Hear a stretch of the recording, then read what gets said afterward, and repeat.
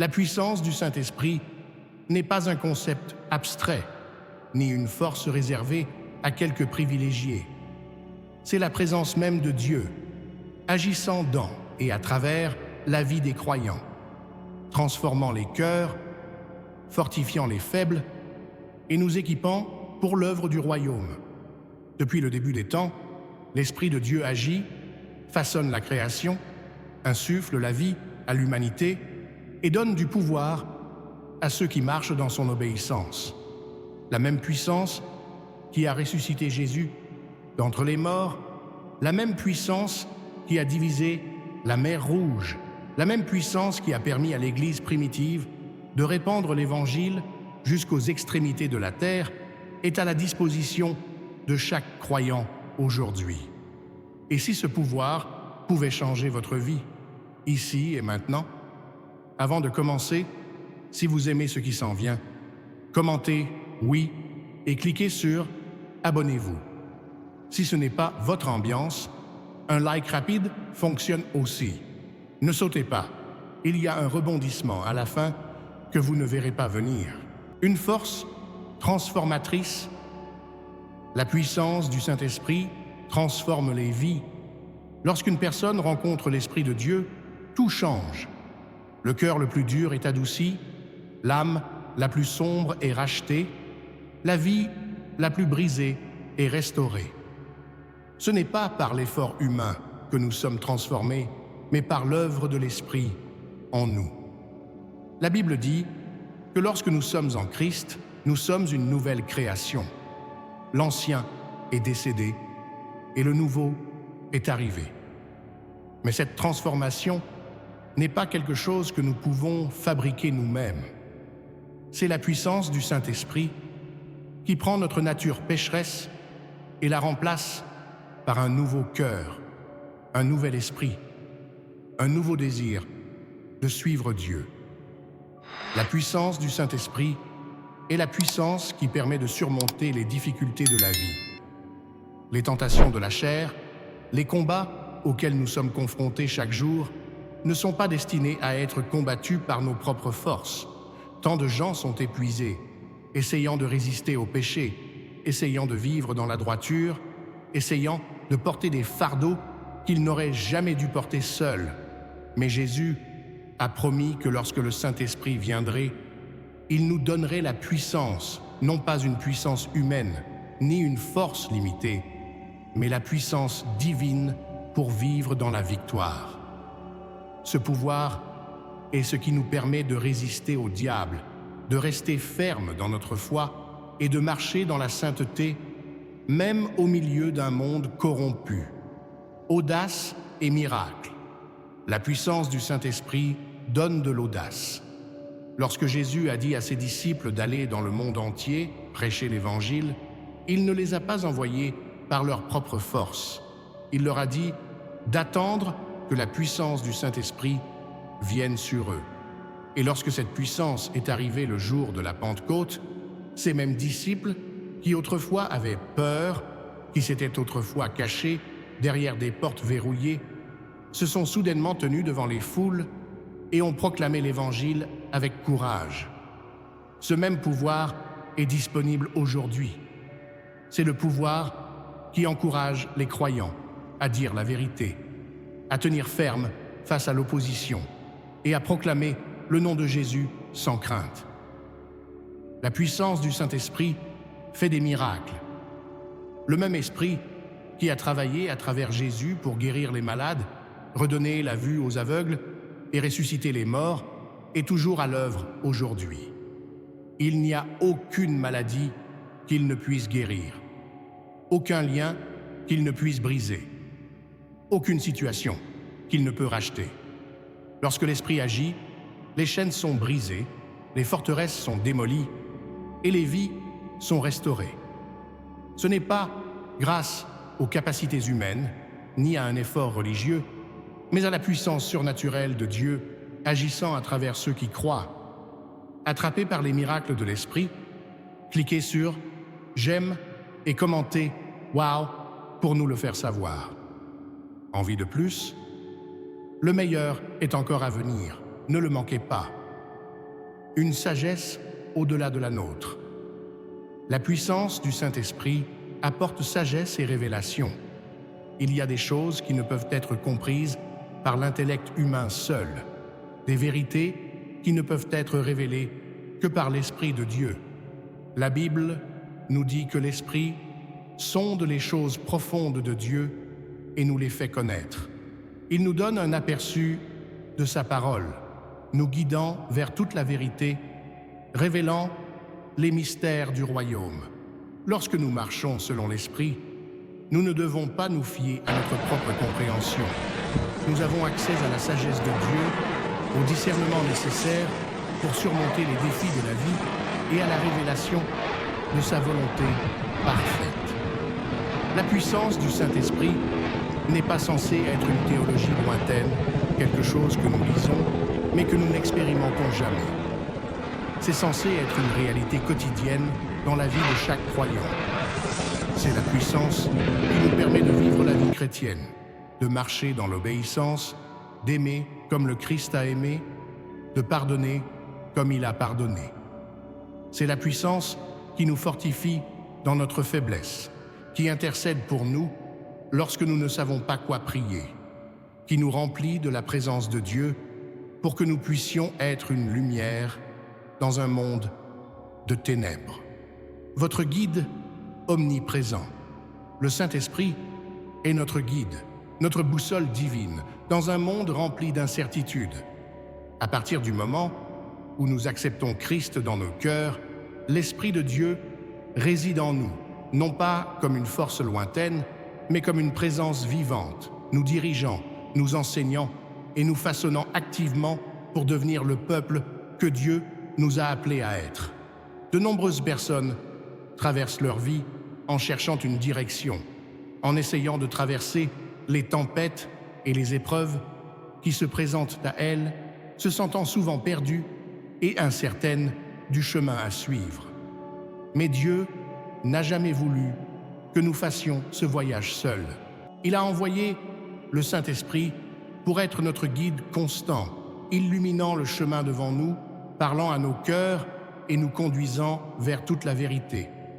Lorsque Jésus se préparait à quitter cette terre, il a parlé de l'aide qui viendrait, le Saint-Esprit. Il a dit « Quand l'Esprit de vérité viendra, il vous guidera dans toute la vérité ». Ce n'était pas seulement une promesse pour les disciples, c'était une promesse pour chaque croyant. Le Saint-Esprit n'est pas une force impersonnelle, c'est une personne divine, activement impliquée dans nos vies, nous guidant sur les voies de la justice et nous éloignant du danger. À l'écoute de sa voix, mais pour nous laisser guider par l'Esprit, nous devons d'abord reconnaître sa voix. Le monde est rempli de distractions, de voix qui tentent de nous entraîner dans des directions différentes et d'opinions qui cherchent à nous confondre, de tentations qui visent à nous égarer. Comment savoir quelle direction prendre? Comment pouvons-nous distinguer la voix de Dieu de tout le bruit qui nous entoure? La réponse se trouve dans notre relation avec lui. Plus nous nous rapprochons du Saint-Esprit, plus nous entendons clairement sa voix, tout comme une brebis reconnaît la voix de son berger. Nous devons également entraîner nos oreilles à reconnaître les incitations de l'Esprit. Le Saint-Esprit parle à travers la parole de Dieu. Chaque page des Écritures est vivante de sa voix, nous enseignant, nous corrigeant et nous guidant. Lorsque nous lisons la Bible à cœur ouvert, l'Esprit apporte la compréhension, appliquant la vérité de la parole de Dieu à nos vies. Il nous convainc lorsque nous nous égarons, nous rappelant le chemin de la justice. Il nous encourage lorsque nous sommes fatigués, nous remplissant d'espoir et de force. Il nous guide dans nos décisions, nous donnant une sagesse qui dépasse notre propre compréhension. S'abandonner à sa direction. Il y a des moments dans la vie où le chemin à parcourir semble flou. Nous pouvons être confrontés à des choix qui semblent insurmontables, à des carrefours qui exigent une décision. Dans ces moments-là, le Saint-Esprit est là, prêt à nous guider, mais nous devons être prêts à écouter. Nous devons être prêts à abandonner nos plans, nos désirs et notre propre compréhension pour suivre là où il nous mène. Trop souvent, nous voulons garder le contrôle. Nous prenons des décisions basées sur ce qui nous semble juste pour ensuite nous retrouver dans la confusion et la frustration. Mais lorsque nous nous soumettons à l'Esprit, il dirige nos pas avec une sagesse divine, nous conduisant dans des voies que nous n'aurions jamais pu planifier nous-mêmes. Parfois, la direction du Saint-Esprit ne se manifeste pas sous la forme d'une voix forte ou d'un signe dramatique. Souvent, c'est une incitation douce, une conviction profonde dans notre cœur, une paix inébranlable qui nous assure que nous sommes sur la bonne voie. À d'autres moments, sa direction vient des circonstances, des conseils de personnes pieuses ou des portes qu'il ouvre et ferme dans nos vies. La clé est de rester sensible à sa direction, de cultiver un cœur réceptif à sa direction. Une promenade quotidienne avec lui. Marcher avec le Saint-Esprit est un voyage quotidien. Il ne s'agit pas seulement de solliciter son aide dans les grandes décisions de la vie, mais aussi dans les petits moments du quotidien. Il désire être impliqué dans tous les aspects de notre vie, de nos pensées à nos actions, de nos paroles à nos attitudes. Il veut nous guider dans la manière dont nous traitons les autres, dans la manière dont nous relevons les défis, dans la manière dont nous utilisons notre temps et nos ressources. Rien n'est trop petit pour son souci, et rien n'est trop grand pour son pouvoir. Il n'y a pas de plus grand guide que le Saint-Esprit. Le monde offre des solutions temporaires, une sagesse éphémère et des philosophies créées par l'homme qui mènent souvent à la destruction. Mais le Saint-Esprit nous conduit dans la vérité, dans la justice et dans la volonté parfaite de Dieu. Il connaît la fin depuis le début. Il voit ce que nous ne pouvons pas voir. Il comprend ce que nous ne pouvons pas comprendre. Et si nous lui faisons confiance, si nous le suivons, il nous guidera sur le chemin de la vie, étape par étape, jour après jour. Cette audace vous enflamme-t-elle? Écrasez ce like et dites-nous votre miracle préféré dans les commentaires, curieux de savoir quelle est la prochaine étape. Ne vous arrêtez pas là. Continuez à regarder. Dieu demeure en toi. Le Saint-Esprit habite en nous. Il ne s'agit pas d'une idée symbolique ou d'une promesse lointaine, mais d'une réalité pour tout croyant qui a abandonné sa vie à Jésus-Christ. Dès le moment du salut, l'Esprit de Dieu vient vivre en nous, non pas comme un visiteur temporaire, mais comme une présence permanente. Le même Dieu qui a créé les cieux et la terre, le même Esprit qui s'est déplacé sur les eaux au commencement, réside désormais dans le cœur de ceux qui lui appartiennent. C'est l'accomplissement de ce que Jésus a promis lorsqu'il a dit qu'il ne nous laisserait pas orphelins, mais qu'il enverrait le Consolateur, l'Esprit même de vérité, pour demeurer en nous pour toujours. La présence du Saint-Esprit en nous ne dépend pas des émotions, des circonstances ou des sentiments. Que l'on ressente sa présence ou non, il est là. L'Esprit ne va pas et ne vient pas en fonction de notre performance ou de notre niveau de spiritualité. Il reste avec nous parce que Dieu lui-même nous a scellés de son Esprit comme garantie de notre salut. Lorsque nous appartenons au Christ, nous sommes marqués par son Esprit, mis à part comme sa propriété, vivant non plus par nos propres forces, mais par la puissance de celui qui vit désormais en nous. Un temple transformé. Parce que le Saint-Esprit habite en nous, nos corps deviennent son temple.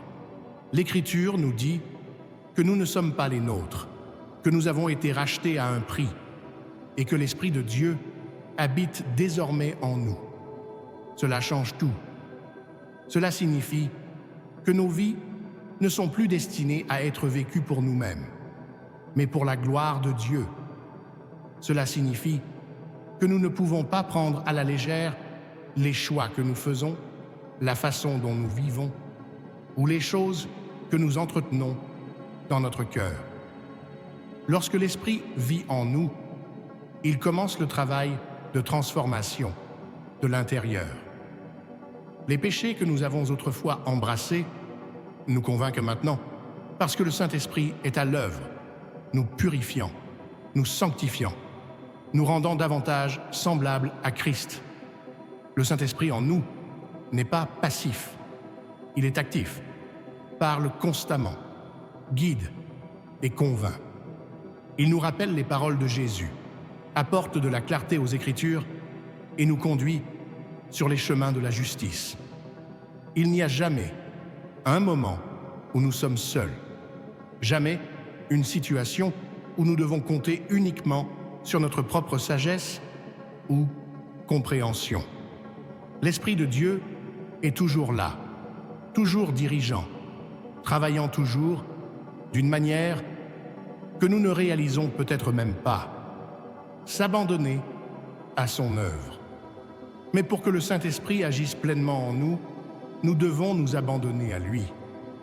Bien qu'il habite en nous, il ne force pas le contrôle. Il évolue dans un cœur abandonné, une vie ouverte à sa direction. Beaucoup de gens ont le Saint-Esprit en eux, mais ne font pas l'expérience de sa puissance, parce qu'ils lui résistent, étouffant sa voix, ignorant sa conviction et choisissant leur propre voie. Plus nous cédons, plus nous lui permettons de prendre le contrôle et plus nous voyons sa présence se manifester dans nos vies. Le Saint-Esprit qui habite en nous signifie également que nous ne sommes jamais sans aide dans les moments difficiles. Il est notre réconfort dans les moments de faiblesse. Il est notre force lorsque nous ne savons pas quoi prier. Il intercède pour nous avec des gémissements trop profonds pour être mots. Quand nous nous sentons perdus, il dirige nos pas. Il n'y a aucune situation à laquelle nous sommes confrontés là où il n'est pas présent. Aucun défi auquel nous sommes confrontés là où il ne travaille pas. Il ne nous abandonne pas dans nos luttes, ni dans nos échecs. Il est avec nous, nous façonne, nous fait grandir, nous enseigne, ce que signifie marcher dans la plénitude de Dieu. Conviction et confort réunis. L'Esprit apporte conviction et réconfort. Ces deux œuvres du Saint-Esprit peuvent sembler opposées au premier abord, mais elles sont profondément liées.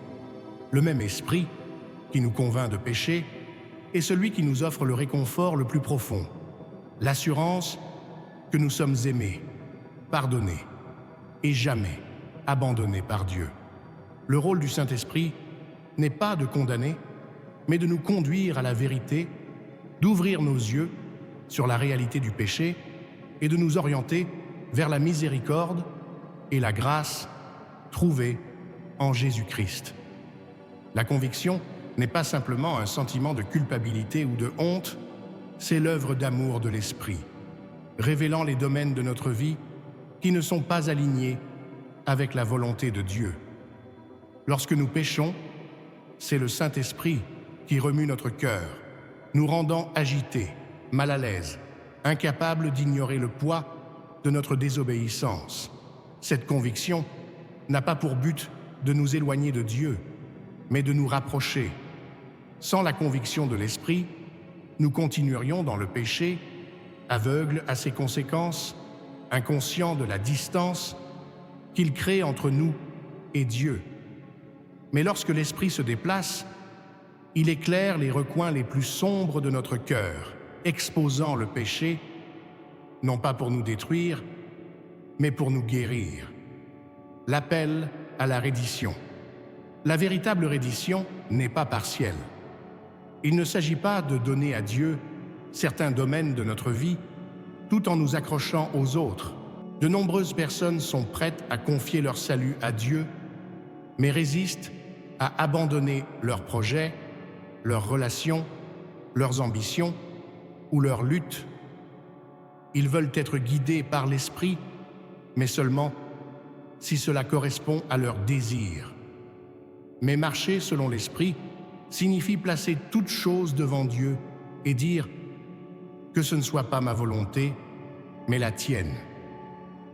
C'est une volonté de le suivre partout où il mène, même lorsque cela est inconfortable, gênant ou au-delà de notre compréhension. L'abandon nécessite un abandon du contrôle. La tendance naturelle du cœur humain est de vouloir contrôler les circonstances, les décisions et les résultats. Mais marcher selon l'Esprit signifie avoir confiance que les voies de Dieu sont supérieures aux nôtres, que sa sagesse est plus grande que la nôtre et que ses plans sont toujours pour notre bien. C'est apprendre à se reposer sur ses conseils, à faire confiance à son timing et à croire qu'il sait ce qui est le mieux, même lorsque nous ne pouvons pas avoir une vue d'ensemble. Cela signifie dire oui à sa direction, même si elle remet en question nos propres projets. Obéissance et transformation. Une vie abandonnée est marquée par l'obéissance. Le Saint-Esprit ne mène pas dans l'incertitude. Il parle clairement à travers la parole de Dieu, par conviction et par les douces incitations du cœur. Mais sa direction appelle toujours une réponse. Quand il sera coupable, allons-nous nous repentir? Quand il appellera, on le suivra? Quand il donne des instructions, obéirons-nous? Beaucoup de gens entendent la voix de l'Esprit, mais hésitent, rationalisant leur désobéissance ou retardant leur réponse.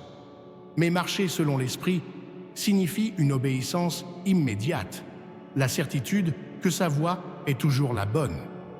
L'abandon nécessite également un cœur prêt à se transformer. L'Esprit ne se contente pas de guider, il sanctifie. Il travaille en nous, nous façonnant à l'image du Christ, éliminant les choses qui entravent notre marche avec Dieu et nous affinant à travers les épreuves et les épreuves. Marcher selon l'Esprit signifie embrasser ce processus, lui permettre de nous changer, de nous purifier et de nous façonner selon le dessein de Dieu.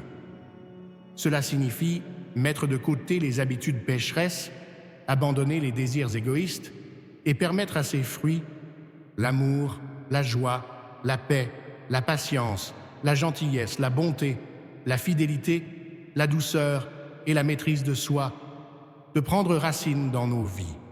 La plénitude de l'Esprit, plus nous nous abandonnons, plus nous expérimentons la plénitude de l'Esprit. De nombreux croyants luttent contre la sécheresse spirituelle, se sentent éloignés de Dieu et aspirent à une expérience plus profonde de sa présence. Mais souvent, l'obstacle vient du manque d'abandon. L'Esprit se déplace librement, dans une vie pleinement cédée. Il donne du pouvoir à ceux qui comptent sur lui.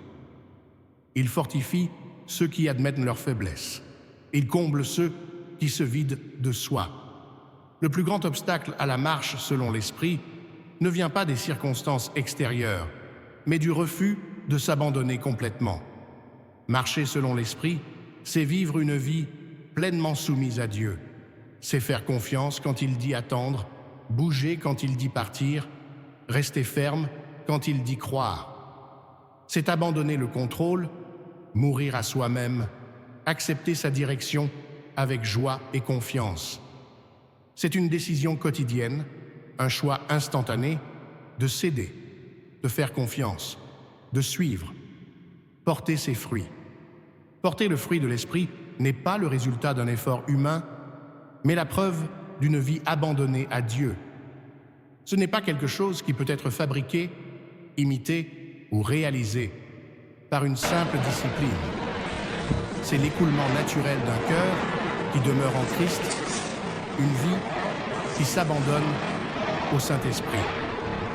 Tout comme un arbre ne lutte pas pour produire du fruit, mais tire simplement de la vie qu'il contient. De même, le croyant porte du fruit spirituel lorsqu'il marche en phase avec l'Esprit.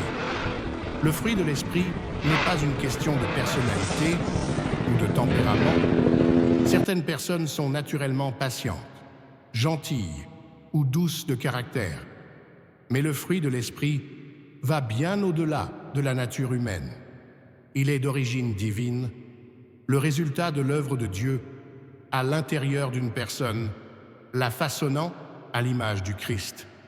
L'amour, la joie, la paix, la patience, la bonté, la fidélité, la douceur et la maîtrise de soi ne sont pas des vertus distinctes à rechercher individuellement. Ils sont l'œuvre unifiée de l'Esprit dans la vie d'un croyant. Ils poussent ensemble, tout comme les branches poussent sur le même arbre. Le fruit expliqué. L'amour est le fondement de tout fruit spirituel. Il ne s'agit pas d'une émotion passagère ou d'un simple sentiment, mais de l'amour désintéressé et sacrificiel qui reflète la nature même de Dieu. C'est le genre d'amour qui reste inébranlable, même lorsqu'il n'est pas rendu. L'amour qui pardonne, sert et recherche le bien des autres. Cet amour est impossible à générer par le seul effort humain. Cela découle de la présence intérieure du Saint-Esprit, permettant aux croyants d'aimer comme le Christ a aimé. La joie ne dépend pas des circonstances. Le monde offre un bonheur temporaire basé sur le succès, les relations ou le gain matériel, mais la joie qui vient de l'Esprit est plus profonde. C'est l'assurance inébranlable que, quoi qu'il arrive, Dieu est aux commandes. Cette joie demeure même dans la souffrance, même dans les épreuves, même dans les périodes d'incertitude. C'est la joie que le monde ne peut pas nous enlever. La joie qui vient de savoir que rien ne peut nous séparer de l'amour de Dieu. La paix n'est pas l'absence de problèmes, mais la présence de Dieu au milieu de ceux-ci. Le Saint-Esprit produit une paix qui dépasse toute compréhension. Une paix qui n'est pas ébranlée par les tempêtes de la vie. Lorsque le monde est rempli d'anxiété et de peur, ceux qui marchent selon l'Esprit peuvent se reposer sur les promesses de Dieu. Cette paix ne repose pas sur des circonstances extérieures, mais sur la confiance que Dieu est fidèle, qu'il est souverain et qu'il travaille toujours pour le bien de ceux qui l'aiment. Plus de fruits de l'Esprit. La patience est la capacité de faire confiance au timing de Dieu. Il ne s'agit pas simplement d'attendre, mais d'attendre avec foi, sachant que ses plans sont parfaits. L'Esprit donne la patience dans les épreuves, la patience avec les gens, la patience lorsque les prières semblent sans réponse. Dans un monde qui exige des résultats instantanés, l'Esprit enseigne à ses enfants à attendre, à endurer et à rester fermes dans la foi. La gentillesse et la bonté vont de pair.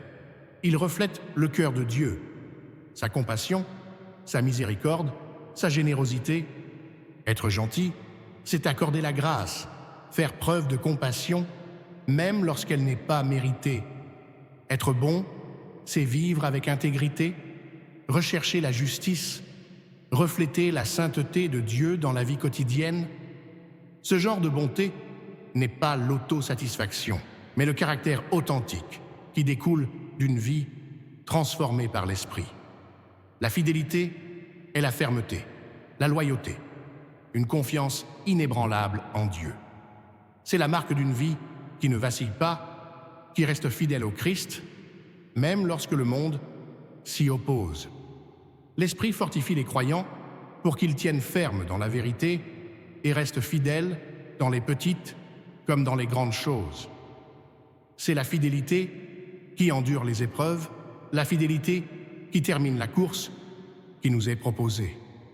Le fruit final, la douceur, n'est pas une faiblesse, mais une force sous contrôle. C'est l'humilité du Christ, le cœur qui ne cherche pas à s'exalter, mais à servir les autres.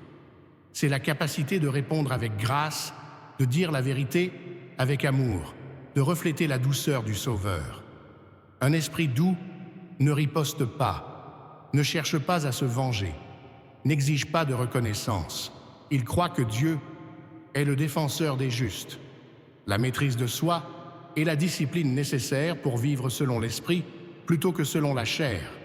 C'est la capacité de résister à la tentation, de choisir l'obéissance plutôt que le désir, de marcher dans la sainteté, même lorsque cela est difficile. L'Esprit donne le pouvoir de vaincre le péché, de se libérer des habitudes destructrices et de marcher dans la liberté de la justice. Le fruit de l'Esprit ne s'obtient pas par l'effort, mais par l'abandon. À mesure que les croyants s'abandonnent à l'Esprit, qu'ils demeurent en Christ et qu'ils marchent dans l'obéissance, le fruit commence à croître. Il ne faut pas précipiter les choses, on ne peut pas le forcer. Mais cela viendra toujours dans la vie de celui qui marche vraiment avec Dieu. Habilité pour sa mission. L'Esprit nous donne le pouvoir de réaliser la mission de Dieu. L'œuvre du Saint-Esprit ne se limite pas à la transformation personnelle ou au renouveau intérieur. Il remplit, fortifie et équipe les croyants pour réaliser le dessein de Dieu dans le monde. Dès le début, l'Esprit a été la source de puissance pour ceux qui sont appelés à servir, leur permettant de faire ce qu'ils ne pourraient jamais accomplir par leur propre force. Le même Esprit qui a animé la vie des apôtres, qui a enhardi l'Église primitive, qui a transformé des hommes et des femmes ordinaires en témoins audacieux, est l'Esprit qui habite chaque croyant aujourd'hui. Personne ne peut accomplir la mission de Dieu sans la puissance du Saint-Esprit. Jésus lui-même, bien que pleinement Dieu, n'a commencé son ministère terrestre que lorsqu'il a été oint par l'Esprit lors de son baptême. Chaque miracle qu'il accomplissait, chaque parole qu'il prononçait, chaque acte d'obéissance était accompli par la puissance de l'Esprit. Et avant de monter au ciel, il dit à ses disciples d'attendre, de rester à Jérusalem jusqu'à ce qu'ils reçoivent la puissance d'en haut. La mission qui leur était confiée était impossible sans la puissance divine. Ils n'étaient pas appelés à s'appuyer sur leur propre sagesse, leur propre courage ou leur propre capacité. Ils étaient appelés à agir sous la puissance du Saint-Esprit. L'Esprit en action. Lorsque l'Esprit est venu sur eux à la Pentecôte, tout a changé. Des hommes qui avaient autrefois eu peur, qui avaient fui face au danger, qui avaient renié leur Seigneur, se sont levés avec audace pour proclamer l'Évangile.